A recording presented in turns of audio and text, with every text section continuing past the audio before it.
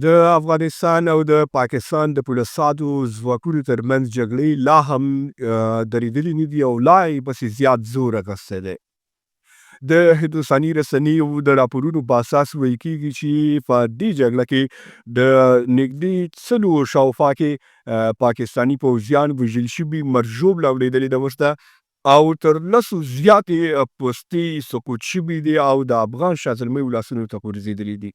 کومه خبره دا ده چې د افغانستان ولس یو ځل بیا د افغان شازلمیو او افغان پولیسو ځواکونو ترڅنګ ولاړ دی. د هغوی د مورال د لوړولو دپاره یې په بېلابېلو لارو باندې خپل غږونه پورته کړي دي، څېړو ته ورغلي دي، او همدارنګه په حواله رسنیو کې بېلابېل پوسټونه، ویډیوګانې او خپل ملاتړ یې د دغو شازلمیو ترڅنګ ښودلی دی.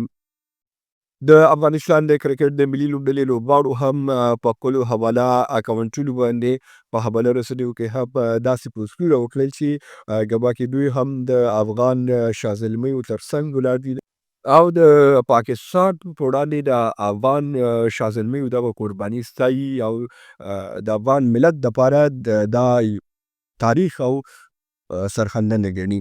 یو خبره چې باید زه وکړم هغه دا چې د افغان لوبغاړو لپاره چې کوم چې هم دغه مشوره ورکړې ده ډېر ښه یې کړي دي، خو یو څه اندازه باید ورته ویلی وی چې دوی باید داسې لیکنې کړې وی یا داسې ویډیوګانې باید دوی کړې وی چې هغه د خلکو احساسات راوپاروي، هغه جذبات راوپاروي او د افغان شازلمیو وینې په جوش راولي، احساسات یې د کابو او کنټرول نه وباسي. لکه څنګه چې د پاکستان لوبغاړو هغه ډول کارونه وکړل، شاهد افریدي پاکستاني لوبغاړو البته د پاکستاني آرمي یا د اردو لباس بدل کړ، سړکونو ته راووتل او بالاخره یو ډول مظاهرې یې وکړلې.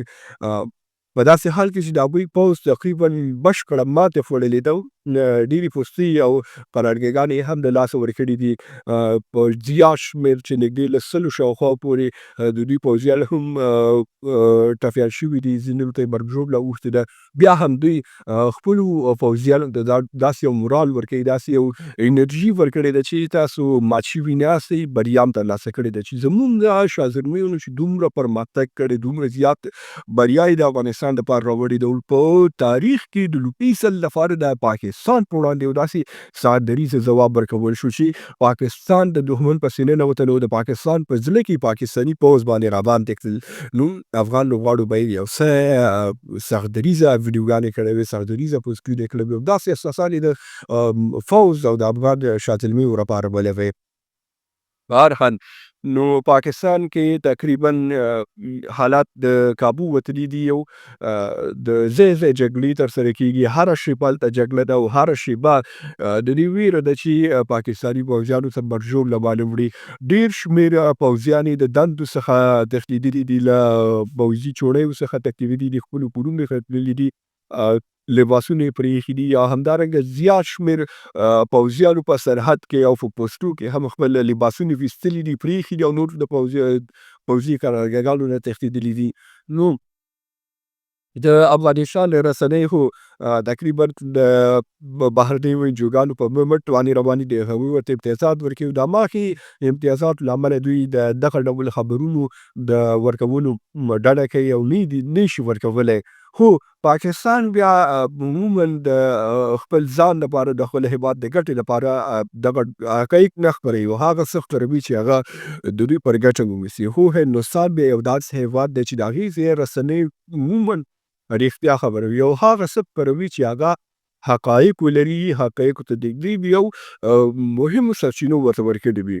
د افغانستان او پاکستان ترمنځ چې په دې تېرو دوو شپو کې کومې جګړې ترسره شوي دي، په هندي رسنیو کې په ډېر مستند ډول د دوی ترمنځ راپورونه ورکول کېږي، ډېر مهم راپورونه ورکړي او د مهمو باوري سرچینو پر مټ یې دغه راپورونه چمتو کړي دي. بېګا شپه ما د هند رسنۍ وڅارلې، هغوی ویلي چې پاکستان په دننه کې تقریبا 8 پوځیانو ته مرګ ژوبله اورېدلې ده چې ډېر شمېر یې بیا وژل شوي دي او په لسګونه پوستې هم سقوط شوي دي.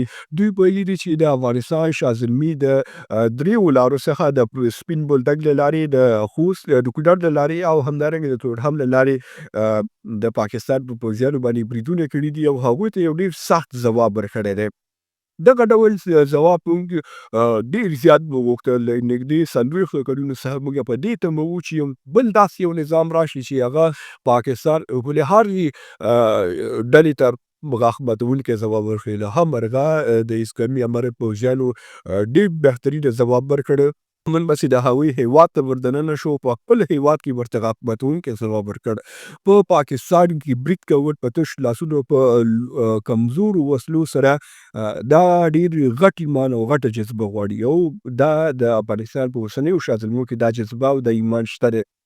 8 تنه وژل په د هغوی په خپل هیواد کې او تر 10 زیاتې ژوندي اړول خپل هیواد ته، همدارنګه د 10 زیاتې پوستي سقوط کول، دا نو د هر چا د بس خبره نه ده. آفرین دې په دې شازلمو، سلام دې دې شازلمو ته او د دې شازلمو په احساساتو او قربانیو دې آفرین وي. په دې هیله چې دا شازلمي لا پرمختګ وکړي، لا پسې د پاکستان پوځیان راسملوي، سختدریځه ځوابونه ورته ورکړي او که کېږي ممکن وي د پاکستان زړه اسلام آباد او کراچۍ ته دې هم ورپسې ولاړ شي. خوږو ملګرو، زموږ د نن ورځې ویډیو هم دومره وه، په دې هیله چې ستړي شوي به ناستئ. که ممکن وه زموږ دا ویډیو له خپلو نورو ملګرو سره شریکه کړئ. تر بیا ښې چارې لویه لا مو شه.